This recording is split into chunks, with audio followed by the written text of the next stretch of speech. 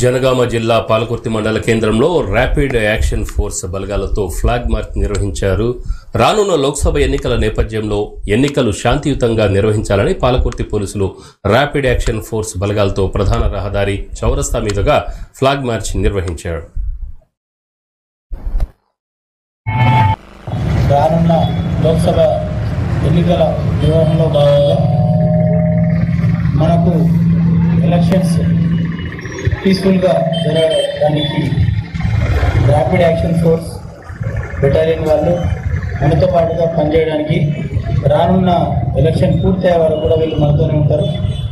మన జనగామ జిల్లా west zone Warangal CP Ambar Kishore Jha, CP sir, DCP Sitaram sir, ACP Ravichander sir ఆధ్వర్యంలో రానున్న ఎలక్షన్లకు పోలీస్ సిబ్బంది అంతా కూడా మేము సందిగ్ధమైన ఈరోజు ఈ ఫ్లాగ్ ఏరియా కార్యక్రమాన్ని జరగడం జరుగుతుంది. మీరందరూ కూడా చూస్తున్నారు, ఇక్కడ ఉన్న వాళ్ళందరూ కూడా ర్యాపిడ్ యాక్షన్ ఫోర్స్, ఇది సెంట్రల్ ఫోర్స్. ఇది సంఘంలో శాంతి భద్రతలు కాపాడడానికి పారామిలిటరీ దళంగా ఉండి అందరూ కూడా ఈ రకంగా సపోర్ట్ చేస్తారు.